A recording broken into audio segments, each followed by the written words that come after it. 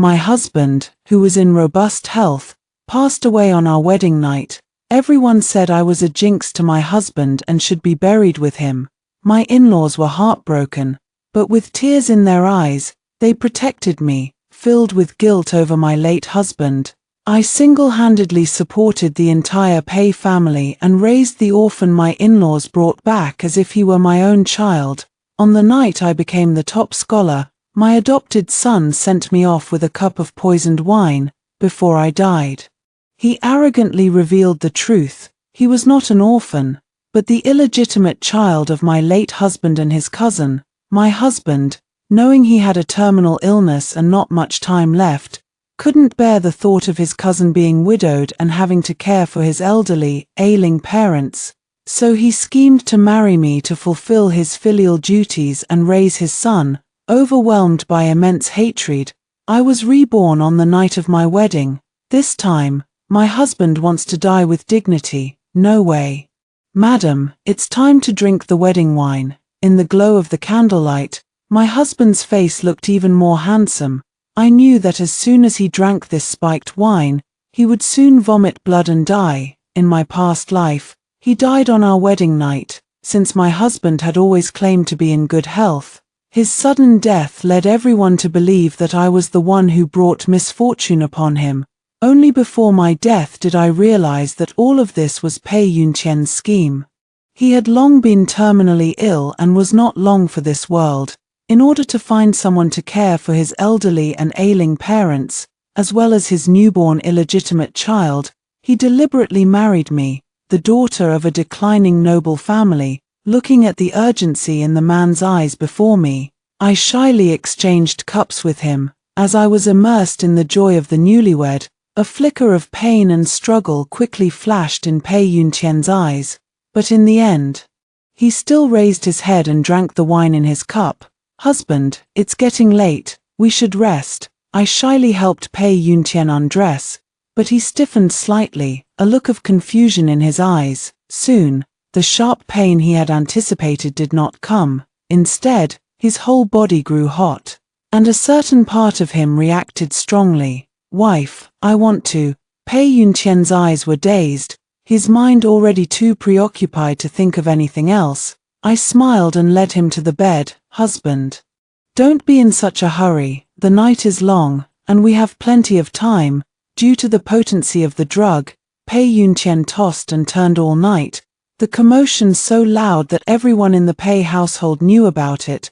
My in-laws and others, who were originally following the plan, anxiously waited outside the door all night. Early the next morning, I rushed out of the house in tears. Father, Mother, I'm sorry. I should have advised my husband to be more restrained. It's all my fault. Please let me accompany my husband. After saying this, I charged toward the pillar under the corridor. My in-laws hurriedly ordered someone to stop me, but I was determined to die. While they were holding my husband's body and weeping, I ran into the street, pulling at every passerby, confessing my faults and declaring my intention to die to prove my sincerity. Soon, the news of the death of the Prince of Anand's heir on his wedding night spread, but unlike in my previous life, no one said I was a jinx to my husband anymore. Instead, they secretly mocked Pei Yunqian for dying on a woman's belly due to his lust. My in-laws couldn't reveal the truth and had to swallow this bitter pill in silence. In just one night, I went from a newlywed to a widow, and the Pei family's wedding hall turned into a mourning hall. My in-laws, afraid that I would tell every mourner about Pei Yunqian's absurd behavior on the wedding night, asked me to stay in my room and rest. Afraid I might seek death, they even sent several maids and matrons to keep watch. In my room, I cried until I fainted multiple times, refusing to eat or drink, determined to follow him in death, fully expressing the pain of losing my husband. Pei Yunqian's death was not honorable, so to minimize the impact, the Pei family had to keep everything simple. After handling Pei Yunqian's funeral arrangements, my in-laws finally came to their senses. My mother-in-law, with a face full of anger, came to settle the score with me. The Duan family, my son, a noble gentleman, How could he be obsessed with matters between men and women? It must be you who has done something. Mother, your daughter-in-law is wronged. If you don't believe me, just let me die." With that, I was about to run into the wall.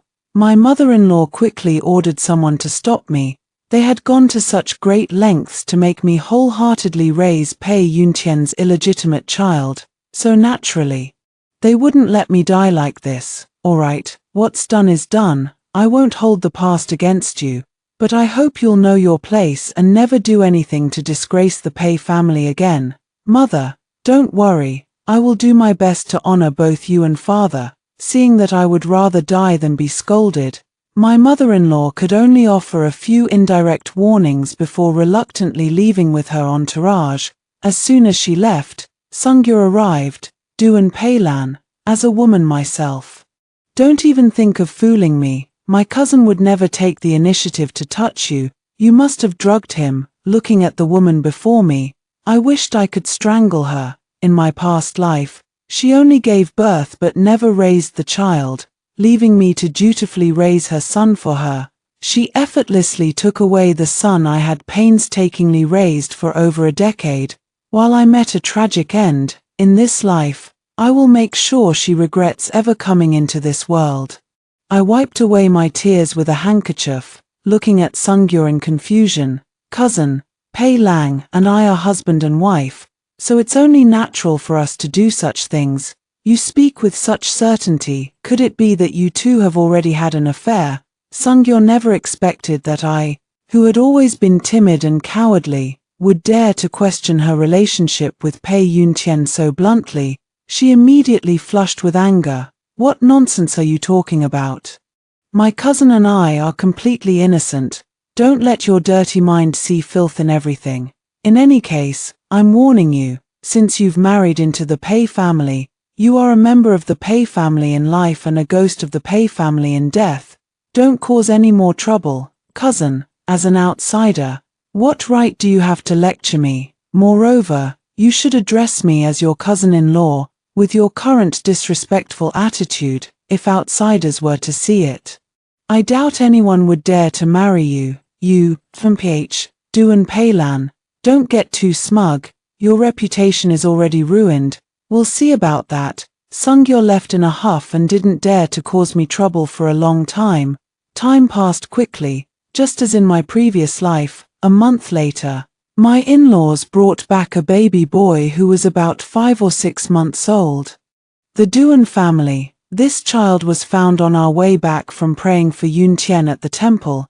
It is also a fate with the Pei family, so we have decided to register him under Yuntian's name. From now on, he will be your son, and you must raise him well. In my previous life, Pei Yuntian, who had always been healthy, died on his wedding night, and everyone said I was the one who brought misfortune upon him.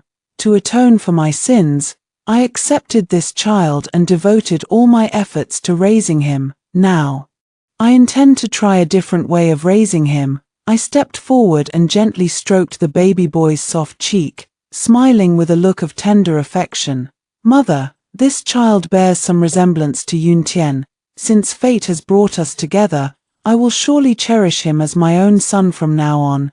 The first part of my words made my mother-in-law somewhat nervous, but after hearing the latter part, her worries were completely put to rest. "Well, that's good. Although the Duan family has declined, it is still a family of scholars, having produced several generations of great Confucian scholars. I hope you won't let us down. Mother, rest assured, I will raise him well." I was about to take the child in my arms but couldn't help covering my mouth and retching. My mother-in-law, having been through it herself, grew suspicious upon seeing me like this. "Someone, call the physician to examine the crown princess." I sat in the chair, anxiously waiting for the doctor's diagnosis. "Congratulations, Your Highness and Your Ladyship. The crown princess is with child." My in-laws exchanged a glance, their eyes filled with surprise and disbelief. I covered my lower abdomen, shedding tears of joy and happiness. "Husband, this is your only bloodline left in this world. Rest assured, I will raise him to become a great man, Just like you, renowned throughout the capital, my in-laws were moved by my words, their hopeful gazes falling upon my belly. Wait, aunt. Don't be deceived by Duan Peilan, she isn't pregnant at all. Sungyo hurried over with her maid, her hairpin askew from walking too quickly. My mother-in-law deeply loved and trusted this niece who had grown up under her care. After hearing her words, the way she looked at me immediately changed. Bold Duan. How dare you fake a pregnancy to deceive and gain favor? Guards, bring the family punishment. Mother, your daughter-in-law is not lying. It was the doctor who said I was with child. If you don't trust this doctor, you can invite several more to take my pulse. Pei Yuntian had been so diligent on our wedding night, so it was possible that I was pregnant. As this matter concerned the bloodline of the Pei family, my father-in-law was more rational than my mother-in-law. He stopped his mother-in-law and ordered his trusted aides to summon 6 physicians. The physicians took turns examining my pulse, and the final conclusion was unanimous. I was 1 month pregnant. Calculating the timing, it must have been conceived on the wedding night. Faced with the undeniable result, Sungyo still couldn't accept it. No, the child in Duan Peilan's belly is a bastard. It definitely isn't Brother Yuntian's. How could he, in that condition, possibly impregnate a woman? I quickly caught the key words in Sungyo's statement and eagerly asked her, "Cousin, what's wrong with Pei Lang? Could it be that he has some hidden illness? But that can't be right. Pei Lang is so healthy and so vigorous, how could there be any problem?" My mother-in-law hurriedly scolded Sungyo to shut her mouth.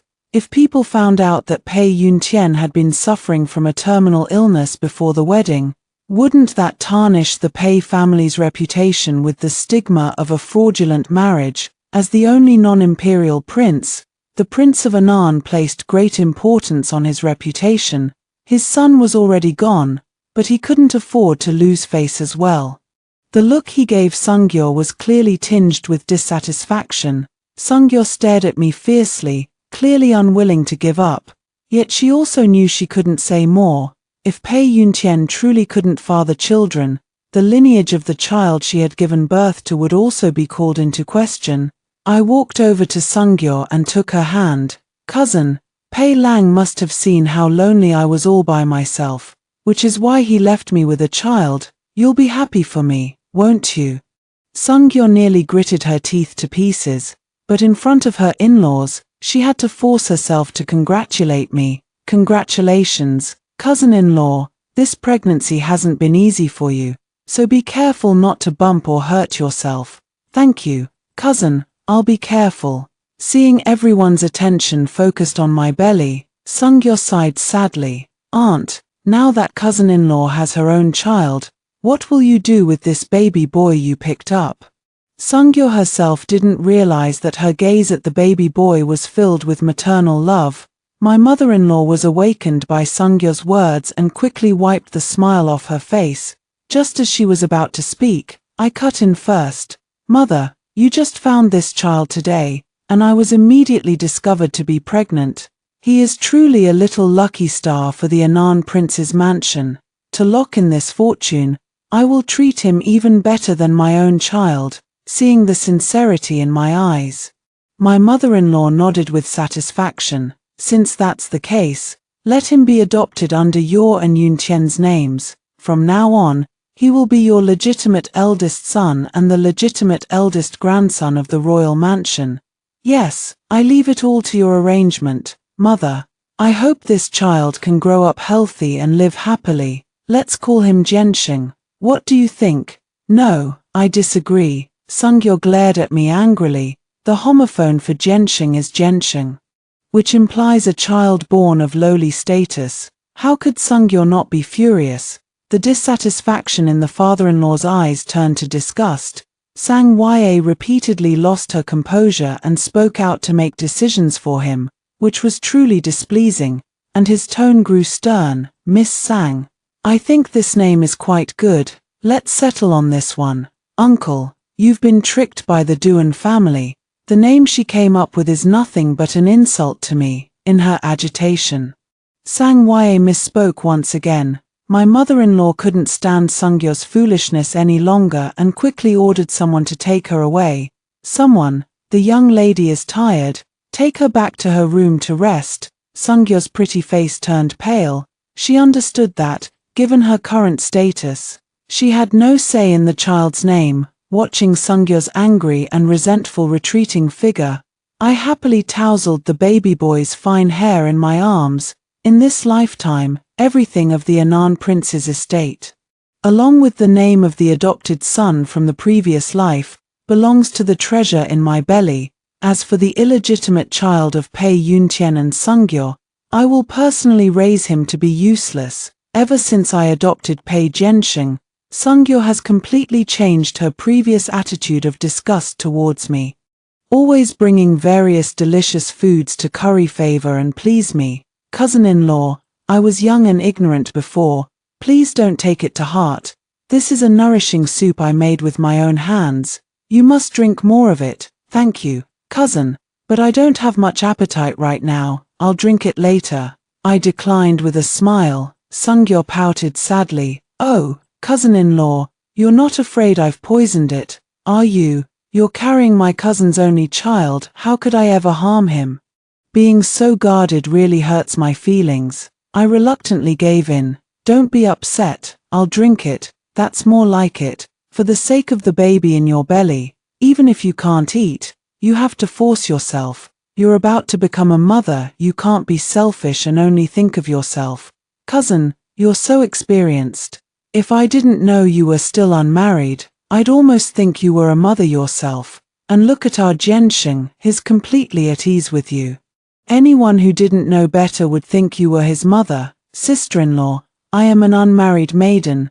Please don't make such jokes in the future, it could harm my reputation. Watching Sungyo's flustered expression, I felt even more pleased and took another sip of the fish soup. I have to admit, Sungyo's cooking skills are quite good. I was just about to praise Sungyo for her cooking skills when a sharp, intense pain suddenly struck my abdomen. Ah, it hurts so much. Call the doctor quickly.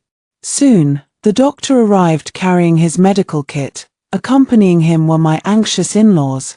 After some emergency treatment, the child in my womb was ultimately saved. My in-laws anxiously asked the doctor, "What exactly happened to the crown princess, Your Highness?"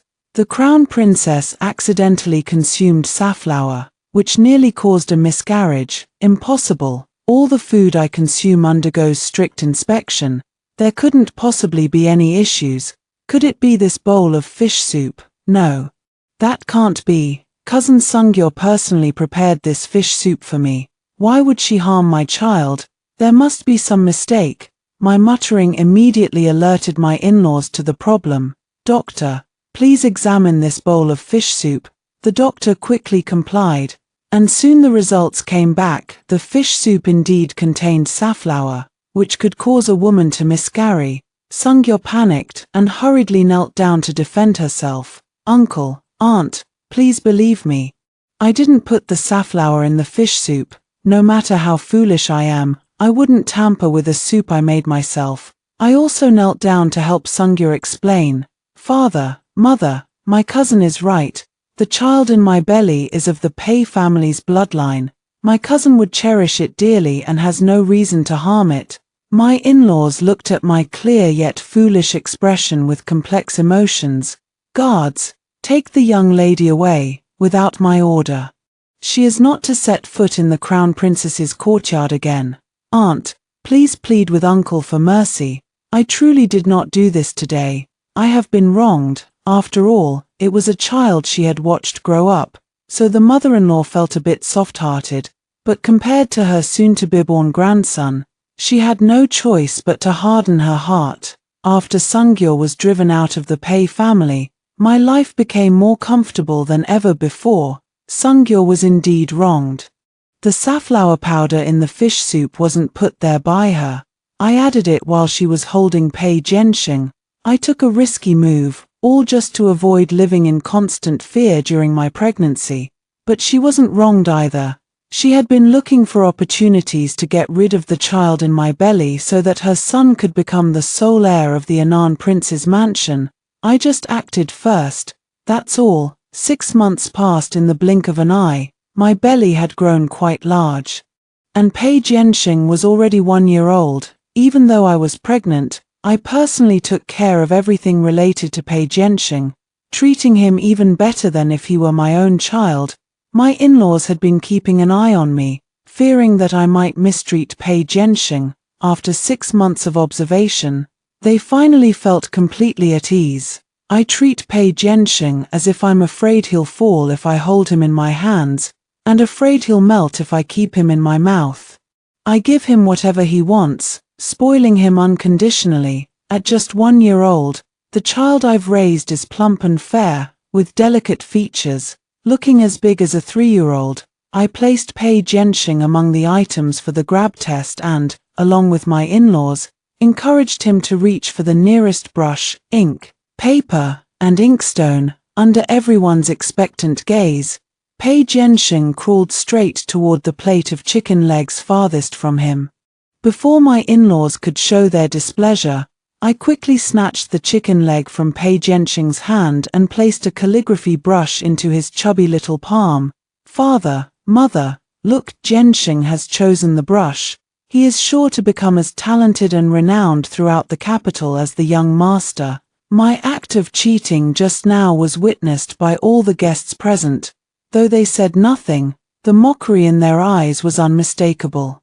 My father-in-law couldn't save face and coldly scolded me. Lady Duan, look at the fine child you've raised. Father, I'm sorry, it's my fault as your daughter-in-law. People instinctively sympathize with the weak. With my pregnant belly and holding a chubby child, my bowed head and submissive appearance were quite pitiable. And someone immediately stood up for me. Prince, after all, he is not of the Pei family's bloodline.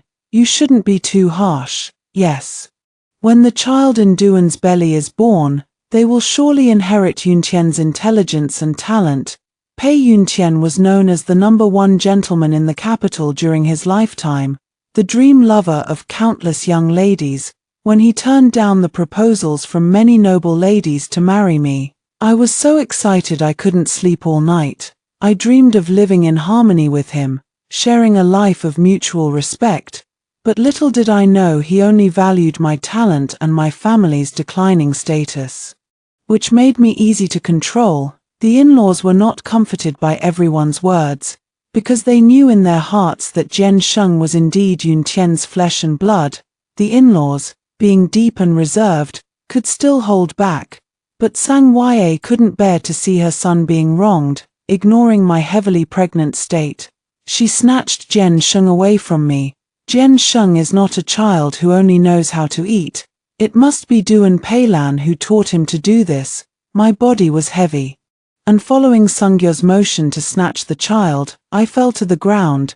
The scene immediately descended into chaos, and my in-laws hurriedly ordered someone to fetch the doctor. Yaya, you're being too reckless. Duan She is still carrying the Pei family's child. How could you push her?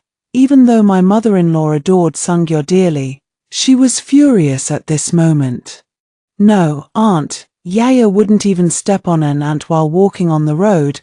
How could I possibly harm the child in Duan's belly? She's deliberately framing me. Mother, you've misunderstood my cousin. It was my own fault for not standing steady. It has nothing to do with her. In this situation, the more I try to explain for Sang Wei, the more everyone believes she was the one who pushed me. Oh, in my opinion, whether it was intentional or not, Duan's fall was caused by Miss Sang. If anything happens to the child in her belly, the Pei family's lineage could be cut off. Miss Sang is just a cousin of the Pei family. Why was she so frantic to snatch the child just now? Looking at her posture, one might think it was her own child if they didn't know better. Oh my, the more you think about it, the more terrifying it becomes. I've long heard that young Master Pei and Miss Sang grew up together and are very close. Could it be that this child, stop talking. The more you think about it, the more terrifying it becomes. Shut up. Who gave you the nerve to talk nonsense? Did Duan Peilan pay you to speak up for her like this? I only took Jiansheng because I felt sorry for such a young child and wanted to comfort him. Sungyo's pretty face flushed red with anger as she argued fiercely with the crowd. Sungyo, I think this child's eyes and eyebrows look a lot like yours, and you care so much about him. Could he really be your biological son? The young master speaking at this moment was none other than Sungyo's fiancé, who had just become engaged to her not long ago. In my past life, I was kept in the dark, raising Sungyo's son for her, while she married, had children, and lived a happy, fulfilling life. This time I'm reborn. I will destroy everything she has. Sungyo panicked, the child in her arms instantly becoming a hot potato, and she hurriedly handed the child back to her mother-in-law. Jong Lang, don't be swayed by others' words. I am truly a pure and innocent girl, Mr. Jong. Please believe my cousin. A woman who has given birth can be easily verified, so how could she dare to tell such a lie? I eagerly vouched for Sungyo, but in reality, I was setting a trap for her to fall into. My words were echoed by the ladies present. What Duan said is true. I suppose young Master Jong has some experience in these matters. Whether she is pure or not will be clear on the wedding night. Judging by Miss Sang's posture when she walks, she doesn't quite seem like an untouched maiden. With every word spoken, young Master Jong felt his cuckoldry deepen. The veins on his forehead bulged, clearly suppressing his anger. Sungyo, the Jong family will not accept a woman of questionable virtue. If you still wish to enter the Jong family, let an experienced matron examine you. Sang Ya's frail and slender body swayed slightly as she looked at the man before her in disbelief.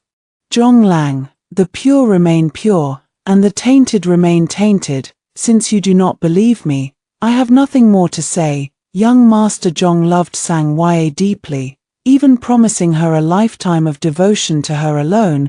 It was precisely because he loved her so much that he could not tolerate the slightest flaw. Very well. If that is the case, our engagement is hereby called off. Young Master Jong angrily stormed off, leaving Sang Ya alone to face the gossip and rumors of the crowd.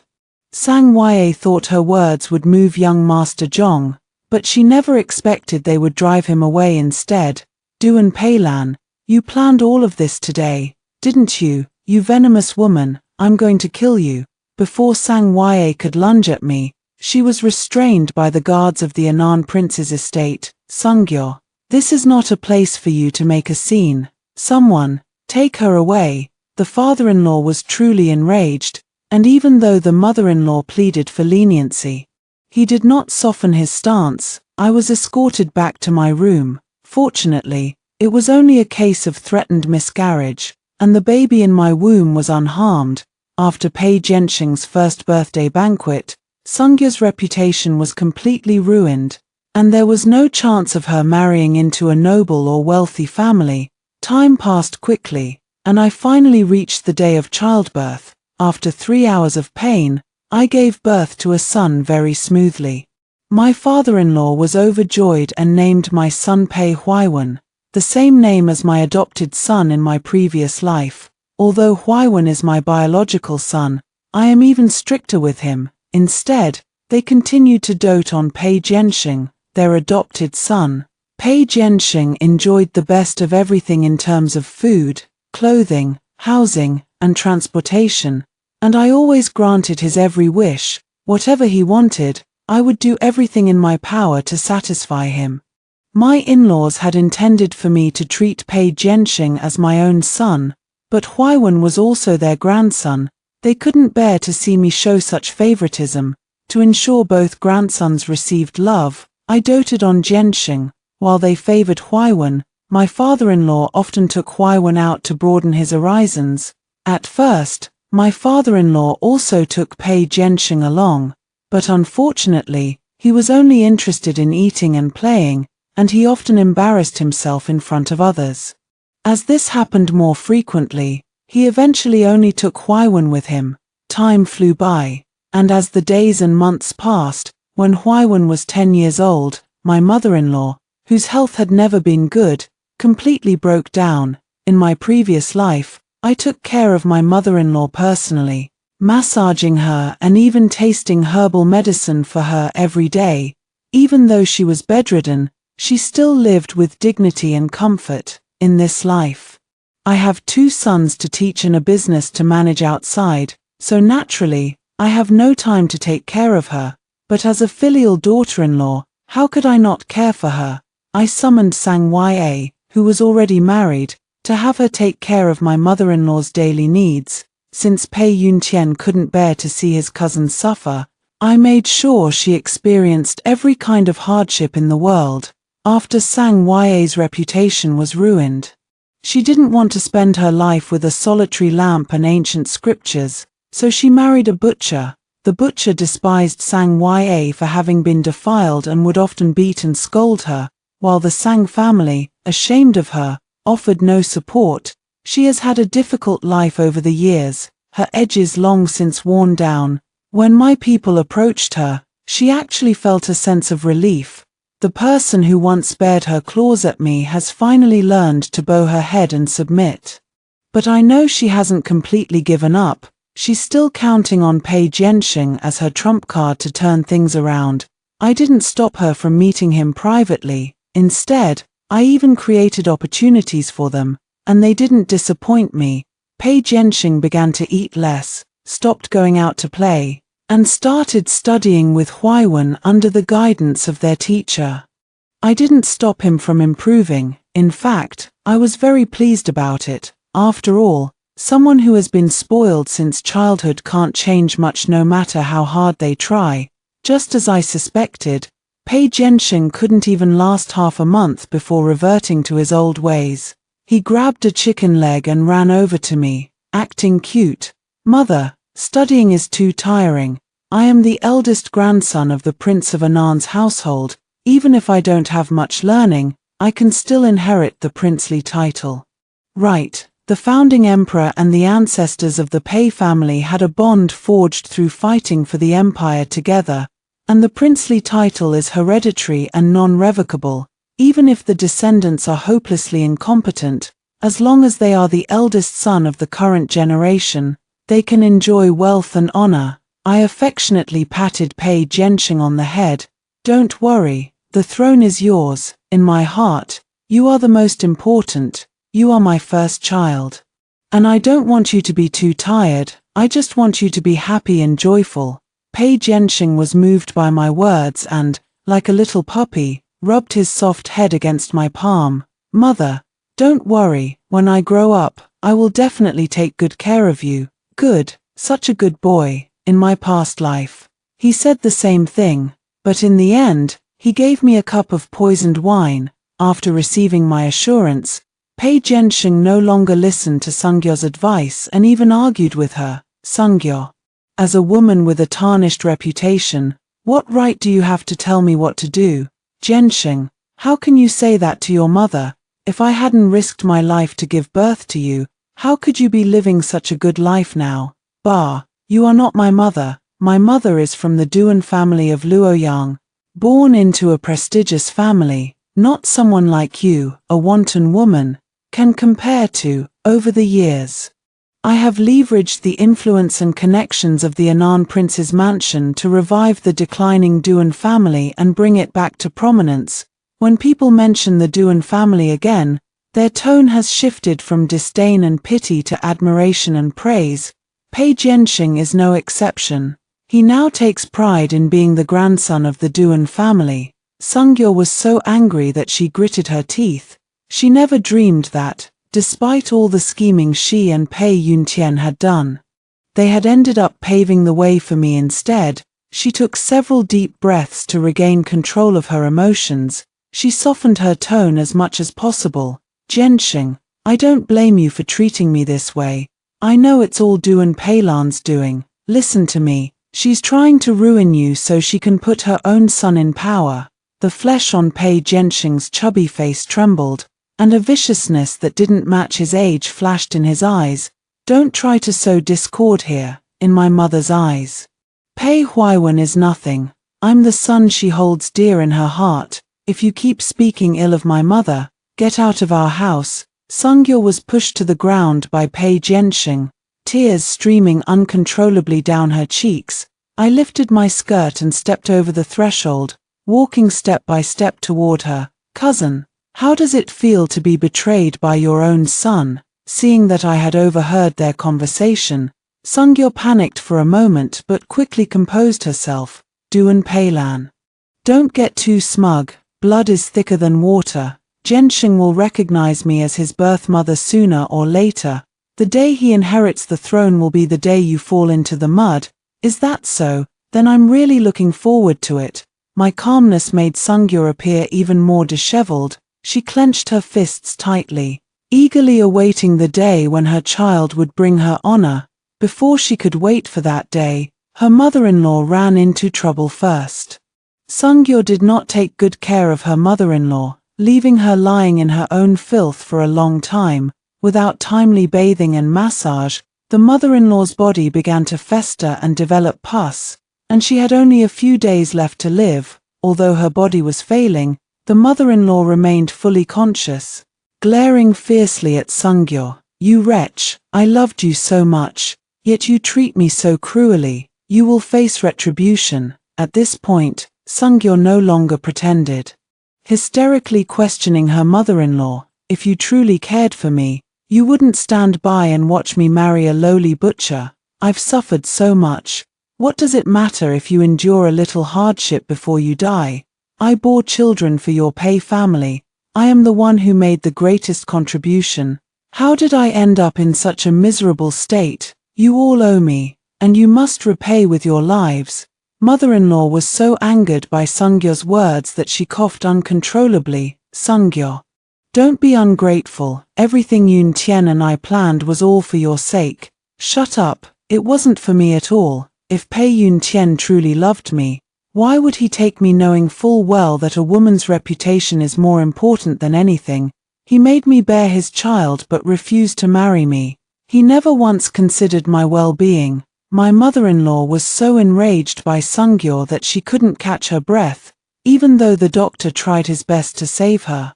He still couldn't pull my mother-in-law back from the brink of death. In her previous life, my mother-in-law had passed away peacefully at the end of her natural life, but in this life, she was tormented and angered to death by Sungyo, which could be considered her deserved retribution. My mother-in-law's death was a heavy blow to my father-in-law, and he visibly aged rapidly. The father-in-law knew that his wife's death was orchestrated by Sungyo. In a fit of rage, he personally broke her legs and threw her into the most remote courtyard to fend for herself. Another 6 years passed in the blink of an eye. Huaiwen achieved the top 3 honors in the imperial examinations consecutively, becoming the new top scholar renowned throughout the capital. At the same time, the father-in-law submitted a memorial to the emperor, requesting that Pei Zhenxing be infeft as the Prince of Anan. Before entering the palace, the father-in-law called me into his study. He said that both the palm and the back of the hand are flesh, and he cherished both of his grandsons equally. Huaiwen entered officialdom through his own abilities, while Pei Zhenxing, lacking any real talent, had no choice but to follow the path of inheriting the throne. Although I am Huaiwen's biological mother, I did not argue on his behalf. Instead, I fully supported my father-in-law's decision. As a result, my father-in-law was even more satisfied with me as his daughter-in-law. To compensate Huaiwen, he gifted him several profitable shops and estates. After Pei Zhenxing officially became the Prince of Anan, the first thing he did was bring Sungyo from the side courtyard to his side. Sungyo sat in a wheelchair, pushed by Pei Zhenxing to stand before me. Mother, thank you for raising me so carefully all these years. But I have my own birth mother. Everything you've been enjoying should be returned now. Sungyo looked at me arrogantly, giggling with delight. Duan Peilan, you schemed and plotted, but in the end, it's me who gets the last laugh. Someone else's child can never be truly tamed, no matter how well you treat them. It can never compare to blood ties. I sighed, disappointment in my eyes. Zhenxing, I respect your choice. I will step down from your mother's position. I will move out of here today. And I hope you will treat your grandfather well. He is old and can't withstand any more turmoil. That old man has always been so good to Pei Huaiwen. I've long been fed up with him. It's better for him to die early and be reborn sooner. Jianxing, that's letting him off too easy. He should suffer the same fate he inflicted on me, break his legs and throw him into the most remote courtyard. Pei Jianxing shrugged indifferently. Do as you please, he's already lost his usefulness anyway. Just don't let him get in my way. The eunuch, who had been standing at the door for some time, was so furious he could have killed Pei Jianxing and Sungyo on the spot. He never could have imagined that the grandson he had so carefully nurtured and raised would actually be determined to see him dead. Pei Jianxing, I once suspected that the Duan family had selfish motives and failed to teach you properly. Now it seems you were just born evil. Had I known you were so malicious, I would never have given the throne to you. The eunuch's words directly ignited Pei Jianxing's anger, and he rushed over, kicking the eunuch several times. I am the legitimate eldest grandson of the Pei family, and this position can only be mine. How dare you, an old bag of bones, threaten me? Go die right now. Pei Jianxing was fat and well fed, and my father-in-law was no match for him at all. By the time I had the guards pull the two apart, my father-in-law was already barely breathing. With more air going out than coming in, I quickly sent Huaiwen to the palace to fetch the imperial physician, and soon, the news of Pei Jianxing beating his grandfather spread. As my father-in-law breathed his last, the emperor stripped Pei Jianxing of his royal title on charges of filial impiety, and from then on, the Nanyang prince's mansion ceased to exist. In the top scholar's mansion personally bestowed by His Majesty, Pei Huaiwen is respectfully brewing tea for me, mother. You knew early on that His Majesty intended to eliminate the Nanyang prince's mansion, which is why you gave up the opportunity to inherit the princely title. I took a sip of the fine Longjing tea harvested before the rainy season and nodded. Well said. As the only non-imperial prince, the Nanyang prince enjoys many privileges, which has long displeased His Majesty. Mother, the Sang family and Pei Jianxing and his mother will likely not give up easily. Leave the next steps to your child to handle. No need, you shouldn't get involved in these matters. What you should do is work for the people's benefit. Leave these things to me. Yes, just as we were speaking, the guard at the gate came to report that Sungyo and Pei Jianxing had arrived. I asked Huaiwen to go to the study and read, while I went to meet the mother and son who had fallen on hard times. Pei Jianxing still had the same plump and greasy body, but his eyes had changed. I couldn't help but have a suspicion. Could it be that he has been reborn? His next words confirmed my guess. Mother, you have also been reborn, haven't you? In my previous life, you treated me as your own and raised me to become the top scholar in the capital, renowned throughout the city. Why, in this life, are you deliberately trying to ruin me? Pei Jianxing, that is a foolish question. In my past life, I gave you my heart and soul, only to be repaid with a cup of poisoned wine. Since I have been given a second chance, why would I repeat the same mistake? Mother, I'm sorry, I was wrong. I was also misled by that wretched Sungyo. In truth, I hold you in the highest regard in my heart. I came today specifically to apologize to you and beg for another chance to make amends and fulfill my filial duties. I will not let you down. To show my sincerity, I will personally kill this venomous woman who has come between our mother-son bond. With those words, Pei Jianxing plunged the dagger he carried into Sungyo's chest. Sungyo's eyes widened in disbelief, unable to accept even in death that her own flesh and blood, her son, would kill her without a second thought for the sake of a life of wealth. Mother, look, I've avenged you. Please forgive me. You always loved me the most. Pei Jianxing held the blood-stained dagger and walked toward me step by step.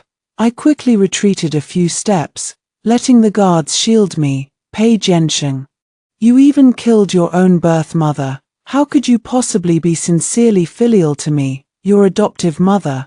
Guards, take him to the Ministry of Justice. Pei Jianxing was still shouting incessantly as he was taken away. Duan Peilan, you've ruined my life, I'm going to kill you, gag his mouth. Don't let him taint mother's ears. As Huaiwen passed by Pei Jianxing, he softly instructed the guards holding him. Pei Jianxing glared resentfully at Pei Huaiwen, who had taken everything from him. But unfortunately, there was nothing he could do. Huaiwen ordered everyone to leave and asked the question that had been hidden deep in his heart.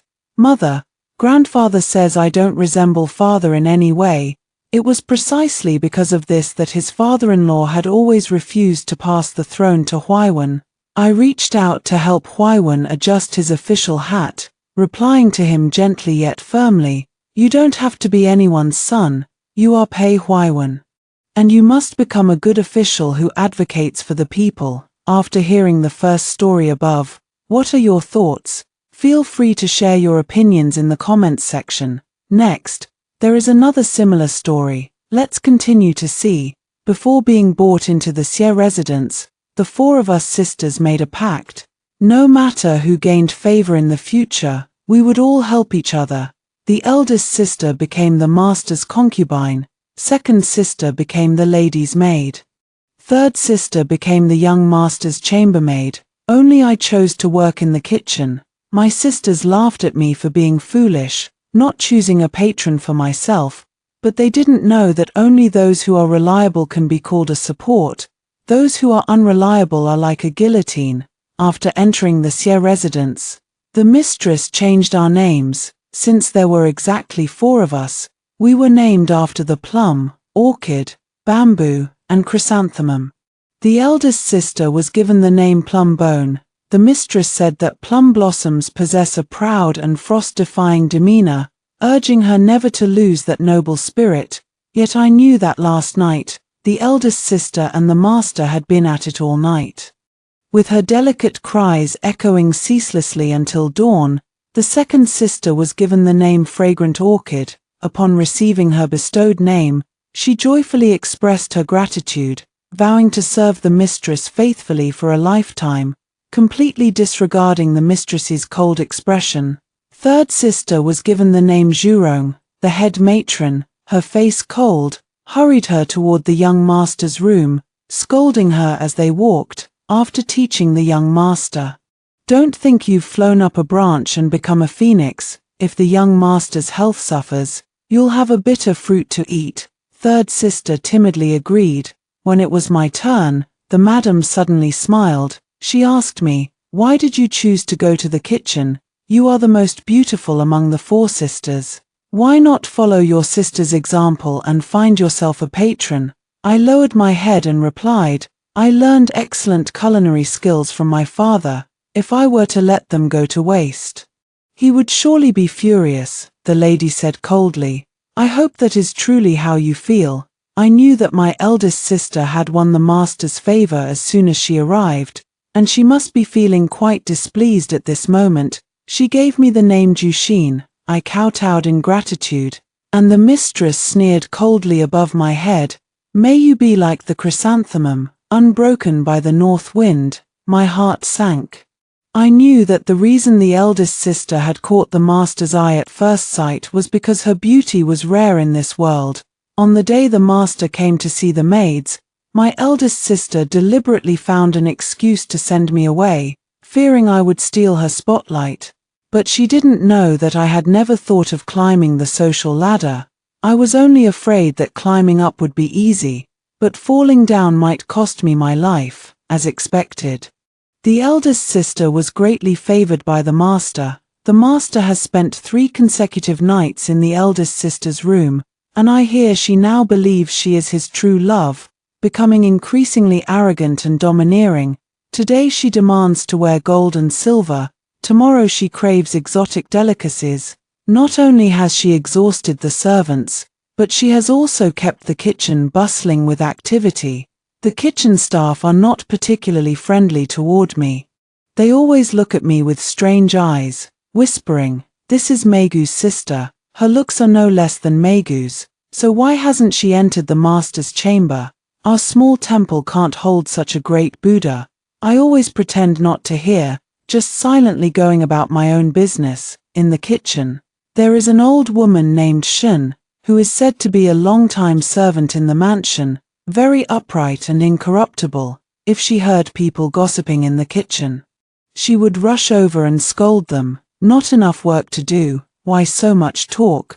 But when I went to express my gratitude to her, she would also shoo me away. There was also a young servant in the kitchen named Taiping. He was about 18 or 19 years old, slightly older than me, and would always blush and freeze up when talking to me.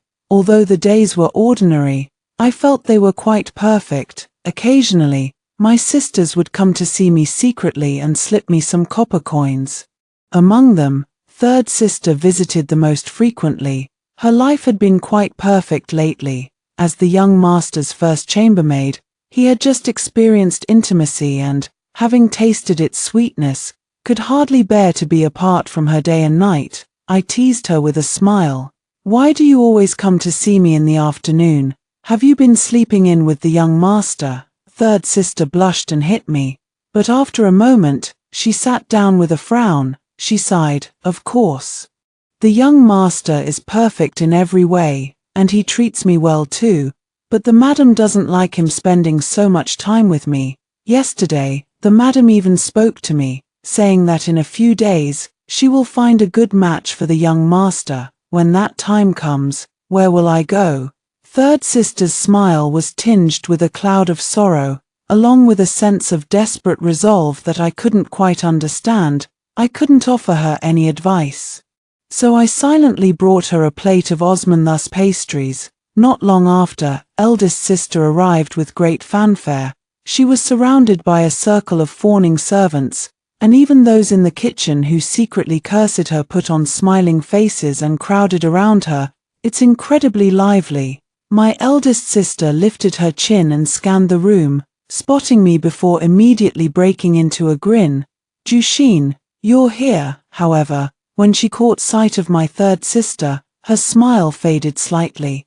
"Zhurong is here too." I keenly sensed the undercurrents between them. One serves the master, and the other serves the young master. How could there be any animosity between them? After exchanging greetings, the eldest sister affectionately linked arms with me and discreetly slipped a jade ring into my sleeve. "Jushin, we agreed before that whoever gains favor must help the other sisters. I'm now the master's favorite, with plenty of gold, silver, and jewels. This jade ring is inconspicuous. Take it. Pawn it, and buy yourself something to eat." "I don't dare to take it," third sister chimed in coolly from the side. "If eldest sister gives it to you, just take it." Who doesn't know that eldest sister is at the peak of her influence now? How could she lack such trivial things? Eldest sister frowned. "Zhurong, what are you saying?" The sounds of work in the kitchen grew much quieter. Third sister sneered and said, "I heard that 2 days ago, when the master and mistress were discussing arranging a marriage for the young master. You were right there, praising that young lady to the skies. Did you ever think when you were saying that, your third sister still relies on the young master to get by? Since you don't consider me, I can only find a way myself." The eldest sister was taken aback for a moment. The third sister ignored her, gave a light snort, turned around, and left. After she left, the people in the kitchen resumed their busy work, clattering and bustling with noise. The eldest sister's eyes reddened, and she secretly wiped away tears with her sleeve. She said, "What am I, to dare tell the master and mistress what to do? Whoever they say is good, I'll just agree." The third sister said she'd find her own way. Could she be planning something foolish? I patted her hand and comforted her. "Don't you know third sister's temper? She's all bark and no bite, never daring to throw a tantrum at outsiders." After a long sigh, the eldest sister also left. "We small people are so insignificant in the Xie household, and all we worry about day in and day out are trivial matters. If only life could continue like this forever, that would be the best." But one day, the second sister who had always served the mistress came to find me. In her hand, she was holding a bottle of red-crowned crane poison. Second sister was someone with a bit of a temper and a sharp tongue. But I know, she has a sharp tongue but a soft heart. Since entering the Xie residence, she has wholeheartedly followed the mistress, helping her with her tasks. At first, because of the eldest sister, the mistress didn't like her very much. Unlike the eldest sister, the second sister does not have a beautiful appearance. Because she occasionally speaks harsh words, her face appears somewhat mean, but I know, she is actually a very genuine person. Once she sets her mind on something, she will pursue it without hesitation. Having followed the lady for 2 or 3 months, she was known for her unwavering loyalty, and the lady praised her endlessly. However, it was clear that this time was not enough to truly test her loyalty, so the lady assigned her a task. Second sister said with a grim expression, "I never expected she would ask me to do this." I quietly looked at the bottle of red-crowned crane poison without saying a word. Second sister clearly didn't need me to express my opinion either. She paced anxiously in circles for a while and said, "The mistress ordered me to poison that maid who seduced the master. But she is a living, breathing person. She is about to die from a bottle of poison, just like a slaughtered animal." Second sister murmured to herself, "How can I make it cleaner?" I widened my eyes and asked her, "Are you really going to poison her?" Second sister hesitated and nodded. She said, "Since I've followed Madam, I must be loyal to her." I asked her, "Is human life less important than loyalty?" Second sister shook her head. "Of course it is." I looked at second sister, feeling that she seemed somewhat unfamiliar. The sharp-tongued but soft-hearted second sister seemed to have truly turned into a heart of stone. She wasn't like this before. The next day, a maid indeed died in the mansion. She died silently, without causing any disturbance. That night, my second sister came to me with a pale face. I asked her, "Did you succeed?" Second sister extended her hand, holding an unopened bottle of red-crowned crane poison in her palm. Her lips trembled as she said, "I didn't have time to act before the mistress sent someone else. Not only did I fail to save that maid, but I also wasted the mistress's trust for nothing. If there is a next time," without finishing her sentence, she left. "If there is a next time, what will she do?" I soon found out the answer. This time, the person the madam wanted her to poison was the eldest sister. Where there is great favor, jealousy and danger are sure to follow. The eldest sister flirted and amused the master every day, and the mistress endured it again and again, truly unable to suppress her temper. After all, she was just a concubine. Even if she were sold off, no one could find fault with it. The head of the household had the authority to do so, and even if the master was displeased, he couldn't say it was wrong. But this would be too easy on the eldest sister, and it would hardly ease the hatred in her heart. Second sister finally got her second chance to show her loyalty. She still, like when we were little, loves to share everything with me. Jushin, Madam is still willing to put me to good use. My heart sank halfway, and I said, "But this is eldest sister." Second sister touched her own face and said self-deprecatingly, "Yes, this is our eldest sister. But does she really deserve to be called that?" I looked at her with shock and uncertainty as second sister continued, "You've always been the smartest among us since we were young. You should be able to see it. On the day the master came to pick a maid, she sent all of us away, afraid we would steal her opportunity." I said, "I left voluntarily. I didn't want to follow the master." Second sister said bitterly, "I know, you're the most aloof among us. Naturally you wouldn't stoop to fighting for this, but I'm just a common person. Even if I'm plain-looking, I still want to try climbing the social ladder. Even being a concubine is better than being a slave for life." But she ruined me, not even willing to give me a chance. Later, when the mistress was selecting maids, she secretly told me, before we came, she had already inquired and found out that the mistress is the most kind and charitable type. Following her would surely lead to a good life. I listened and believed it, but third sister absolutely refused to become a maid for the mistress with me. At the time, I found it strange. Third sister and eldest sister were usually the closest. Could it be that eldest sister hadn't mentioned such a good opportunity to her? Later I found out that after the mistress selected the maids, she would choose a concubine for the young master. This concubine couldn't be too beautiful. So you weren't a threat, excluding me, that left only third sister. Now look at us, we're both slaves and servants, while the two of them have become masters. Fourth sister, don't you feel any resentment in your heart? I had never considered such a possibility. Although eldest sister wasn't particularly close to us, she had always treated us well. I didn't want to believe she was a selfish person. But even if it were true, I couldn't bring myself to hate her. This has nothing to do with sisterly affection, nor does it concern whether I am aloof. It's just that in such a life or death situation, everyone looks out for themselves, and that seems perfectly understandable. Once a slave, most people remain slaves for life, and their descendants become slaves for generations. To suddenly transform into a master, isn't that like reaching the sky in a single step? But I see the walls of the Xie Manor are so high that even a bird flying in would be shackled with chains. Being a kitchen maid isn't so bad, it doesn't draw the master's attention. And occasionally I can go out to make purchases, see the hustle and bustle outside, and catch a bit of the liveliness of the world. The concubines can't move freely around the manor, but I can. But I still grabbed her sleeve and said to her, "That's our eldest sister." Second sister smiled and said, "Do you believe that even if I don't take action, someone else will?" Fourth sister, "Why don't you guess if something happens to eldest sister this time?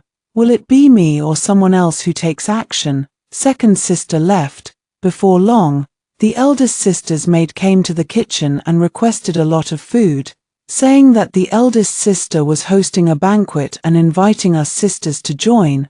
I declined, while Taiping carried the tray, trembling as she delivered it. The next day, news spread throughout the mansion. Meigu was afflicted with a strange poison, her appearance completely ruined, and she hid in her room, refusing to see anyone.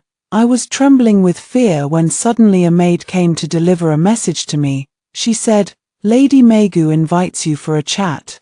After my elder sister gained favor, the master bestowed upon her the name Lady Meigu. I hurried over, but on the way, I caught a glimpse of two people I shouldn't have seen.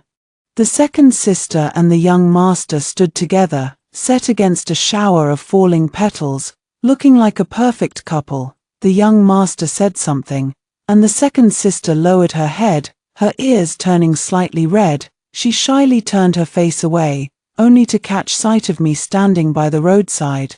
The second sister's face instantly turned pale. She hastily bid farewell to the young master and hurried after me.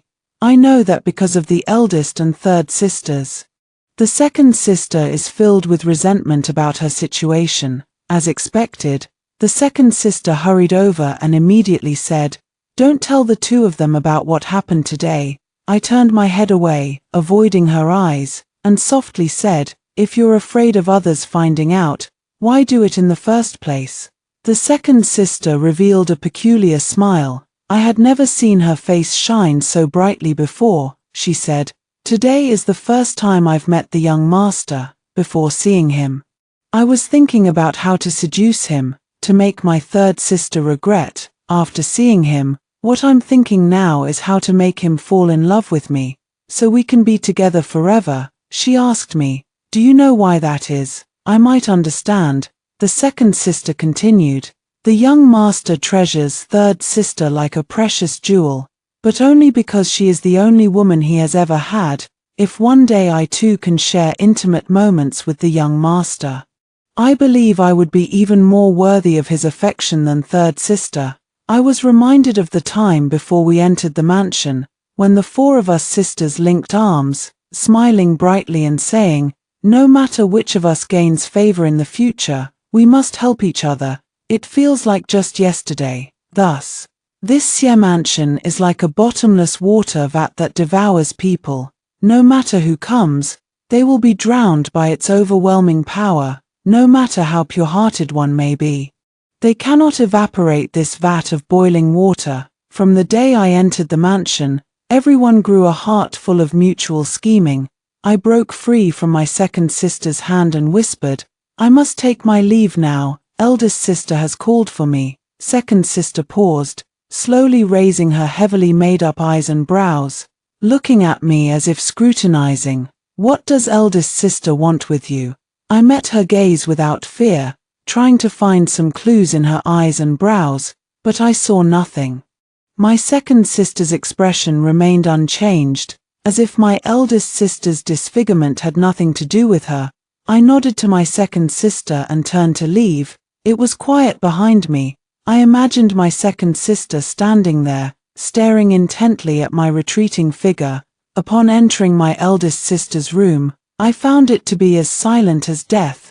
There was no sound of maids bustling back and forth, nor a single chirp of a bird, as if I were the only person in the entire room. My eldest sister lay reclined against the head of the bed, a thin veil covering her face, making her appear ghostly and ethereal. Upon seeing me, she extended her nails, dyed crimson with henna, and gently tapped them against the edge of the bed. "Fourth sister, sit here." I obediently sat down. Eldest sister sighed.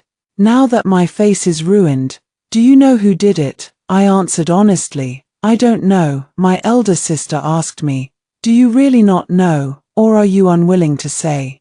I lowered my head even more humbly and replied, "I truly do not know." My elder sister clearly did not believe me. She lifted the gauze curtain and sat up, saying, "All my past glories relied on this face. Now that my appearance is ruined, I suppose the good days are about to come to an end." I cautiously comforted her. "Perhaps the master is not a heartless man." My eldest sister pinched my chin and asked with a light laugh, "My looks may be ruined, but yours are still intact." Fourth sister, search your heart and ask yourself, have you truly never envied me even a little? A chill ran through me. What did she mean by that? I calmly looked up at her and said, "No, I have never envied you in the slightest." My eldest sister neither agreed nor disagreed. She sat up and said, as if casually, "Actually, you are even more beautiful than I was." In ancient times, there was the beautiful tale of a Huang and Nuying. Unfortunately, this Huang is no longer in a position of power. As long as you are willing, I will support you to become Nuying, and we sisters can share wealth and glory together. I asked her, "Is this support, or a threat? Can I choose not to do it?" Cold sweat broke out in the palms of my hands. Before coming, I had only thought that my eldest sister was suspicious of the three of us sisters, but I never expected that she would not pursue the matter and instead wanted to pull me into this pit of fire. At this point, I could only plead with her in a low voice, "Eldest sister, do you still remember why I have always been unwilling to rely on others?" The tapping of her nails missed a beat. I pretended not to hear and continued, "Water can carry a boat, but it can also capsize it. Isn't the reason our family has fallen to this state precisely because we were once cast aside by our master? Now, with our parents missing and the family scattered, the root cause is this very favor. They saw mother's beauty and wanted to take her into their mansion. The four of us sisters were nothing but lambs waiting to be slaughtered, just biding our time until we were old enough to be dragged out of the pen. We once swore that we would do anything to get our revenge. Big sister, back then, you said."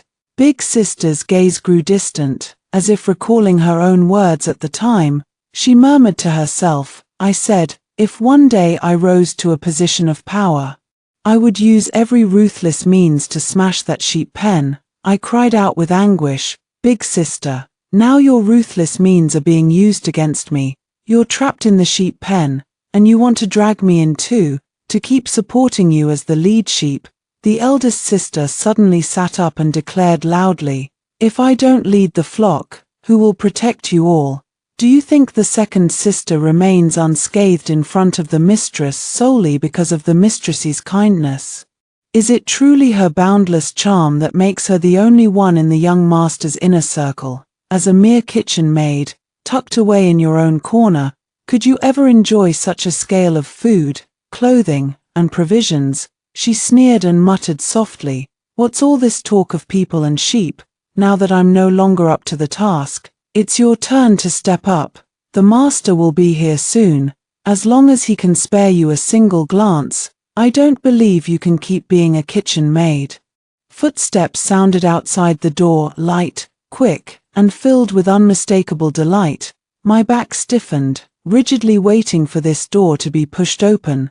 The eldest sister put her veil back on, her crimson lips tightly pursed, staring straight at the door. The door opened, and a clear, cold voice rang out, "Auntie, I heard that you." I turned around in shock. The young master, only 15 years old, shook his fan and looked at us with a light laugh. However, upon seeing me, he suddenly froze, and the fan in his hand fell to the ground.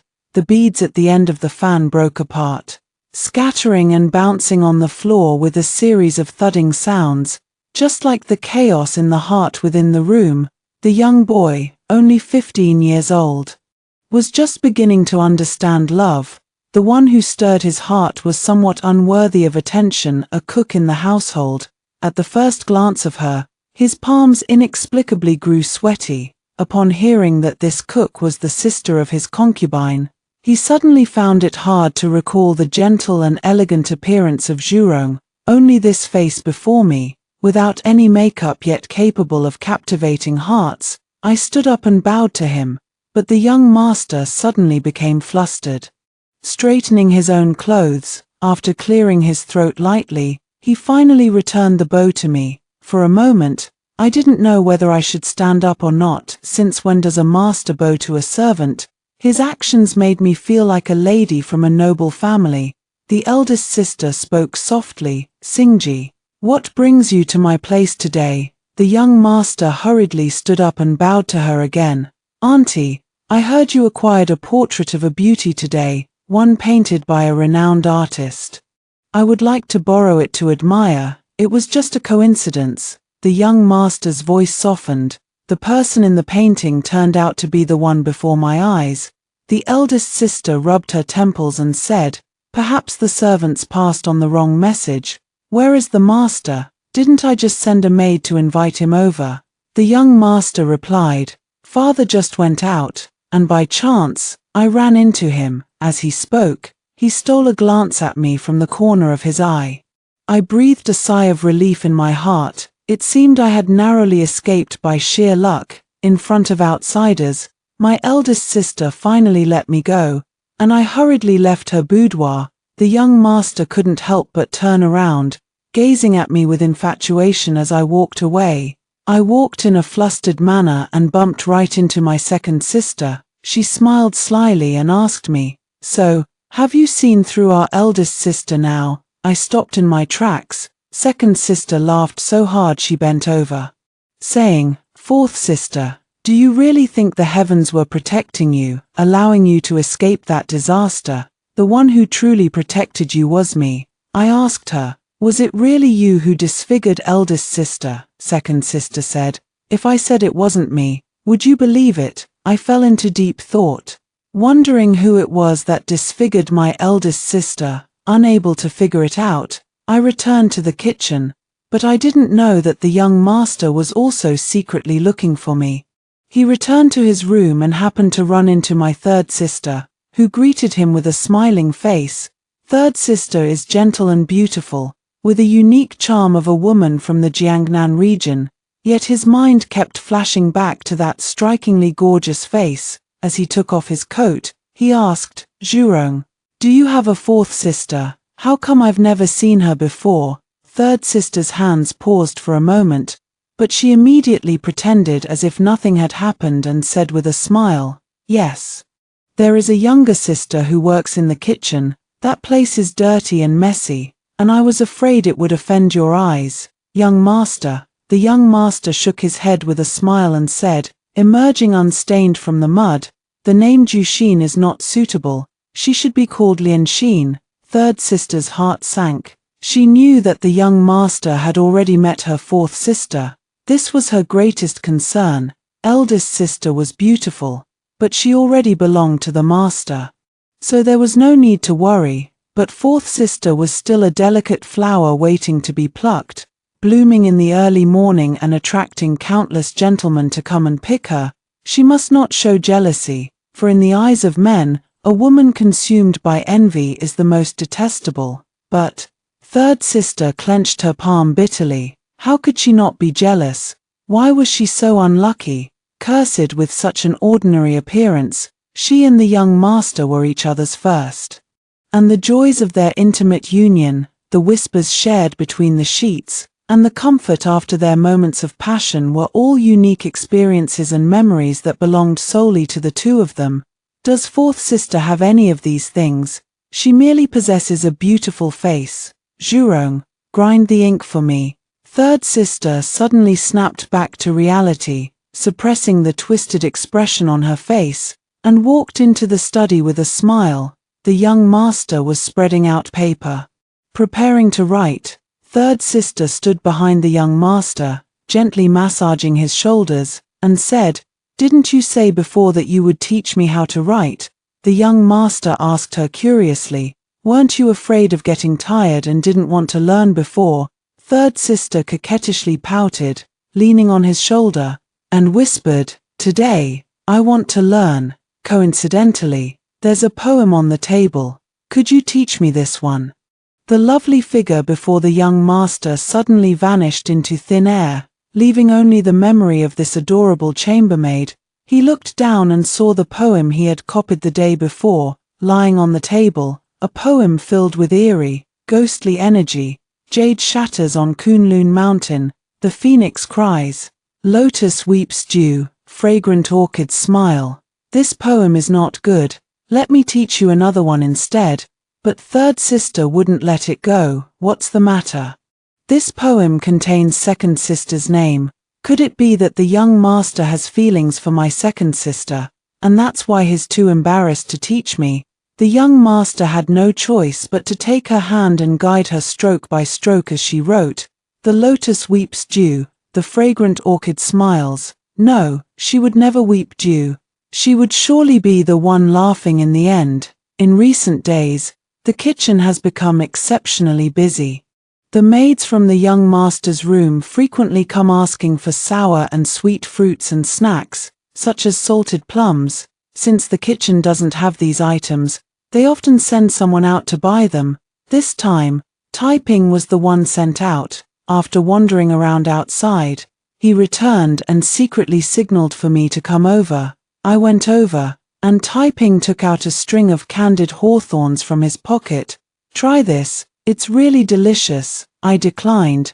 Taiping was taken aback for a moment, mistakenly thinking I found it dirty, and awkwardly smiled, saying, "I didn't touch it with my hands, it's clean." Auntie Shen came over to smooth things over. "What's all this talk about being dirty? Jushin never liked this to begin with, right?" I smiled gratefully as Auntie Shen pulled me aside and asked softly, "Does your third sister have good news? Why has she been craving sour foods lately?" I wasn't very sure and replied, "Third sister has always liked sour foods since she was little. Maybe she just happens to be craving them lately." Shen Mema sneered and said, "That little minx Jurong is definitely celebrating something, going around announcing it to the world in such a roundabout way. I don't know where she gets the nerve. The main wife hasn't even entered the household yet. And she's already pregnant. She's not afraid of the mistress dealing with her." I reminded her, "Don't spread rumors about things that aren't certain." But soon, the matter was confirmed. Second sister came to the kitchen and had them prepare a bowl of miscarriage-preventing medicine. She didn't look particularly pleased as she quietly said to me, "The mistress had me prepare this for Jurong. I heard she really does have good news." I glanced at the prescription. It contained quite a bit of ginseng and deer antler, truly some good ingredients. However, I felt a faint unease in my heart. Is the mistress truly so magnanimous, allowing third sister to have a child before the main wife arrives? The candlelight flickered, and second sister's face was alternately bright and dark. She seemed like a ghost in the darkness, saying to me, under normal circumstances, the mistress would certainly not agree.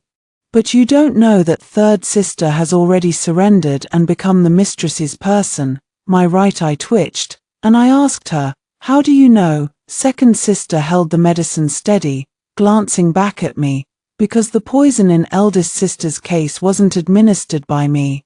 This bowl of miscarriage-preventing medicine was personally handed by second sister to. Since you're not a doctor, why not take the time to make a snowball for me instead? The young master happily agreed, and I secretly sprinkled some aphrodisiac powder on his clothes. Before long, the snow stopped, and the young master hurriedly left. I know he went to Jurong. After a while, Taiping secretly sent me a message, saying that the young master had already left. Only then did I get up and leisurely go to visit Jurong. It had been several days since we last met, and third sister had lost a lot of weight, with a withered look on her face. But perhaps it was because she had just been nourished by the young master. Her cheeks actually showed a faint blush. Seeing me arrive, she turned her face away, unwilling to look at me. I extended my long nails, clamped her face, and forcefully turned it back toward me. Third sister, have you missed me? Third sister sneered. Fourth sister, there is no grudge between us. Why are you treating me like this? Weren't you the most noble and remarkable? Why are you competing with me for the young master? Sure. I pressed my hand over her mouth, signaling her to listen carefully. Outside the window, heavy snow began to fall again. The snowflakes landed silently, but the orchid in the room suddenly bloomed. I asked her, did you hear that? Third sister frowned, not understanding what I was talking about. I said with a smile, I heard that the young master once taught you poetry, and there was a line in it, the lotus weeps dew, the fragrant orchid laughs. So, did you hear it? Second sister's laughter. Third sister's eyes gradually widened, her face turning deathly pale. She wanted to scream, but her mouth was covered by my hand. Only able to make muffled sounds, I sighed. Among the three sisters, I never intended to harm second sister, only because she once saved my life in the past. Third sister. So many years have passed. When you and eldest sister led the pursuers here, did you ever think of us? I could see everything clearly from inside the water vat. Third sister's struggles grew weaker and weaker, and a pool of blood gradually spread beneath her. I released my hand from covering her mouth, found a basin, and carefully washed the blood from under my nails. Taiping cautiously ran in from outside and helped me pour out the water. The bleeding was getting heavier. Third sister was already breathing faintly, yet she still glared at me fiercely. I said, it's only because the young master was too indulgent. You just had a miscarriage not long ago, and you still engaged in such intense activities. Isn't it normal to have heavy bleeding? Just as normal as if you were sick. Walking out of the room, Taiping followed behind me without saying a word. I stretched lazily, looking at the pale sun on the horizon, and suddenly, as if possessed, said, Taiping, we really can't go back. Taiping didn't speak, just bent her waist even lower. I straightened my clothes and walked towards the lady's room. From the first glance when I entered the mansion, I could tell that while the lady appeared kind-hearted on the surface, a demon from hell resided in her heart. Otherwise, how could she have allowed the master to torment my mother out of jealousy for her beauty? Seeing me, she took a light sip of tea and asked, how is Jurong? I respectfully replied, I have already given her the medicine. The lady praised. I knew it. That day, I didn't misjudge. Among the four of you sisters, only you are truly a loyal servant, worthy of the name Jushin that I bestowed upon you. I merely smiled without a word. The eldest sister has already ruined her most cherished appearance and has been abandoned by the master. The third sister is on her last breath and must not distract the young master any longer, who is the only remaining obstacle. The last thorn in the madam's heart. I bowed and retreated, with Taiping waiting for me outside. I whispered to him, is everything ready? Taiping replied, everything is settled. Just take the money and flee. Don't worry about anything else. Good. I looked at Taiping and smiled, saying, once we're out of the mansion, we'll live a good life together. Everything was about to be settled. All that remained was to wait for this one thing. I waited for a long time, and finally, the dead of night arrived. The mansion was quiet, with only the occasional sound of servants patrolling, but I knew it didn't matter. Taiping would distract them. Soon, chaos erupted outside. faintly mixed with shouts of fire. I picked up my bundle, ready to leave, but at the door, I saw a dark figure. The young master stood with his hands behind his back, looking at me with a stern expression, and asked, "Where are you going?" The flames grew larger and larger. To completely burn down the Xie residence, Taiping and I had set up more than 10 ignition points while delivering meals around the estate. Almost instantly, the fire intensified, and the smoke and ash made people cough uncontrollably. The young master strode over, grabbed my shoulders, and asked with reddened eyes, "Tell me, where are you going?" I patiently reassured him, "Young master, there's a fire. I want to go and help put it out." The young master suddenly shed a tear. He choked up and said, "Liar, Jushin, you are a liar. Do you think everyone in this mansion is a fool? If I hadn't covered for you, you would have been driven out long ago. I abandoned Zhurong for you, deceived my parents, and you have nothing to say to me." I quickly praised him. The young master is truly filial. Some of the roof beams above had burned through and crashed down beside my feet. If I didn't leave now, it would really be too late, seeing that I hadn't come out for a long time. Taiping came looking for me. As soon as he arrived, he saw the young master restraining me, not allowing me to leave. He shouted loudly, "Let go." The young master's eyes were fierce as he turned to ask me, "Did you leave me for this servant?" I denied it. I only did it for myself. Taiping rushed over and began wrestling with the young master. The fire grew stronger, and I could hardly tell which of them had the upper hand. All I could hear were the shouts of the two of them. The young master said, "Jushin, you are not allowed to leave." Taiping said, "Don't worry about us. Run." I looked around and saw a stick, so I picked it up, intending to go save Taiping. I gave the young master a heavy blow with the stick, and he collapsed limply. Taiping immediately got up and pulled me, running outside, but the fire was too intense. The entire house was made of wood, and now we were trapped as if inside the belly of a fire beast, with no way in or out. Yet, my heart grew unusually calm. Only the area around us in the house remained untouched by the flames. I patted the ground, signaling to Taiping to sit down and rest for a while. Taiping obediently sat down. I leaned on his shoulder and said with a smile, "Actually, I ate that candied hawthorn skewer. It was very sweet, and I never thought you were dirty." If we're talking about being dirty, I'm afraid no one in this mansion is dirtier than I am. How could I ever look down on you? Taiping remained silent for a long time before choking up and replying, "You are the best person in the world. If you hadn't made noise in the vat to distract the pursuers, I would have died long ago. Even if you need to kill 10,000 people now, I will help you." The smoke made me cough repeatedly, and tears welled up in my eyes. I laughed and scolded, "Silly. If I really had that many enemies, what would I be doing still alive?" Taiping replied earnestly, "Being yourself." He stood up and suddenly pulled me into his arms. I asked him in surprise, with death at hand, "Why are you suddenly getting handsy?" Taiping said gloomily, "I'll hold you and roll out of the fire. Don't move around, so you don't get burned. Don't be afraid, I've got you covered." Before I could speak, Taiping wrapped me in his arms and forcefully charged through the flames. The smell of burning reached me, and I froze, not daring to move a muscle. Taiping struggled to lower his head and look at me, saying, "You're free now, go quickly." With that, he used his last ounce of strength to push me out. Footsteps echoed in the distance, likely from people coming to fight the fire. Unable to move Taiping, I had no choice but to scramble out, stumbling and crawling. The fire burned until dawn, and everyone on the entire street was discussing the incident. Some say, no one in the mansion survived. Others say, a few servants seem to have escaped. I packed my belongings. The bundle contained everything from gold and silver to fine silks, along with a stick of candied hawthorn berries that had already melted.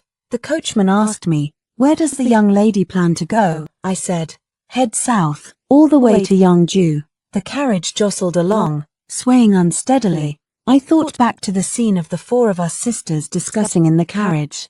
Eldest sister smiled and said to us, "No matter who gains favor in the future, we must all help each other." Third sister nodded repeatedly, her eyes filled with longing. Second sister asked, "I've heard that the Shen, Shui, and Xie households all treat their servants quite well. Which one should we go to?" I, who had always been quiet, suddenly spoke up. Let's go to the Xie household. After hearing the 2 stories above, what are your thoughts? Feel free to share your opinions in the comments section. Looking forward to hearing from you. If you liked this story, don't forget to like it, share it,